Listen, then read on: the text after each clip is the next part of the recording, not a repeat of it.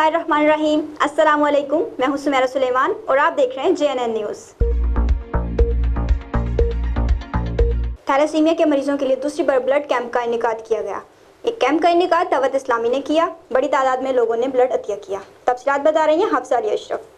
تھیلیسمیا کے مریض بچوں کو بلڈ فراہم کرنے کے لیے دعوت اسلامی کی جانب سے فیصل کلینک ماڈل ٹاؤن میں بلڈ کیمپ کا انعقاد کیا گیا۔ مختلف مکاتب فکر سے تعلق رکھنے والے لوگوں کی بڑی تعداد نے بلڈ عطیہ کی۔ یہ کیمپ دوسری بار منعقد کیا گیا تھا۔ اس سے قبل اسی طرز کا کیمپ ڈی ایجوکیٹر اسکول میں منعقد کیا گیا تھا۔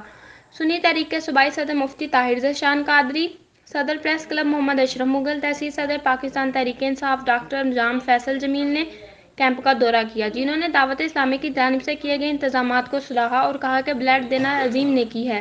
کورونا کرائسس کے اندر جن کو بلڈ ڈونیشن کی کمی کی وجہ سے بہت زیادہ تکالیف تھی، ان کی کاوشوں سے ہم کوشش کر رہے ہیں کہ جس حد تک ممکن ہو سکے ایسے مریض جن کو تھیلیسمیا ہے ان کو کم از کم اس لاک ڈاؤن کے دوران یا اس قدرتی آفت کے دوران خون کی کمی نہ ہو۔ دعوت اسلامی کا اور ان کی ٹیم کا شکریہ ادا کرتا ہوں کہ انہوں نے اس نیک مقصد کو آگے چل کر مریضوں کی مدد فراہم کی اور ہم ان کے مشکور ہیں۔ میرا تمام اسلامی بھائیوں کو اور دیکھنے والوں سے ریکویسٹ یہ ہے جو تھیلیسمیا کے پیشنٹ ہیں ان کو خون کی بہت اشد ضرورت ہوتی ہے، میں ان سے گزارش کروں گا کہ وہ بھی دعوت اسلامی کا ساتھ دیں اور خون ڈونیٹ کریں۔ اب دوسرا راؤنڈ جاری ہے مختلف شہروں کے اندر اور ہماری ٹیم الحمدللہ خانپور شہر کے اندر بھی پہنچی ہوئی ہے اور کثیر عاشقان رسول یہاں پر آ کر اپنا خون کے عطیہ پیش کر رہے ہیں۔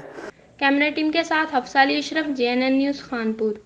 بہت شکریہ حفصہ علی اشرف۔ تفصیلات سے آگاہ کرنے کے لیے، مزید خبروں کے لیے دیکھتے رہیے JNN نیوز۔